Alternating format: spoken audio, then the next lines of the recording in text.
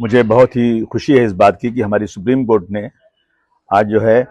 वक्फ board की इस petition पर उनके ये समझ में आ गया बिल्कुल अच्छी तरह से कि जो हमारी डिमांड है, जिन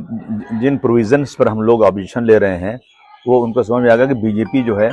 इसकी आड़ में अपना सांप्रदायिक एजेंडा जो है पूरा कर रही है, नफरत का काम बीजेपी कर रही है। और अभी बिल पास हुआ नहीं, कुछ चीज़ें बाकी रह गई थी। उसके पहले ही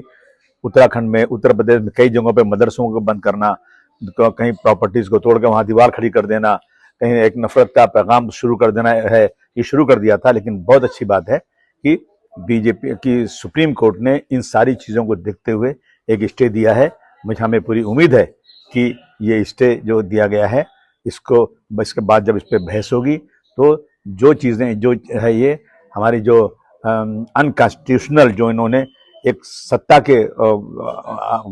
उसमें घमंड में सत्ता के मेजॉरिटी होने की वजह से इन्होंने पास कर दिया है,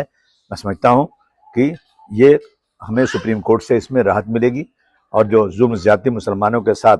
ये सरकार करने जा रही है, जिसको इसके इरादे नेक नहीं हैं, ये मुसलमानों की प्रॉपर्टीज़ को कब्जा करना, मस्जिदों को, मदरसों को, कब्रिस्तानों पर कब्जा करना, ये उनकी नीयत है। मैं समझता हूँ कि हमारी आदरणीय सुप्रीम कोर्ट इस पर अच्छा डिसीजन लेगी और मुसलमानों को के साथ जो जुल्म ज्यादती हो रही है उसमें ज़रूर मुसलमानों को राहत मिलेगी। हमें बहुत खुशी है, आज पूरा समाज खुश है सुप्रीम कोर्ट के इस जजमेंट से कि उन्होंने एक टेम्परेरी जो है स्टे दिया है। लेकिन हमें उम्मीद है कि ये फैसला इंसाफ की बुनियाद पर होगा और जो हमारे साथ ये जुल्म ज्यादती बीजेपी मेजॉरिटी के बेस पर कर रही है, उनका एजेंडा खारिज होगा और देश में आपसी भाईचारगी बढ़ेगी।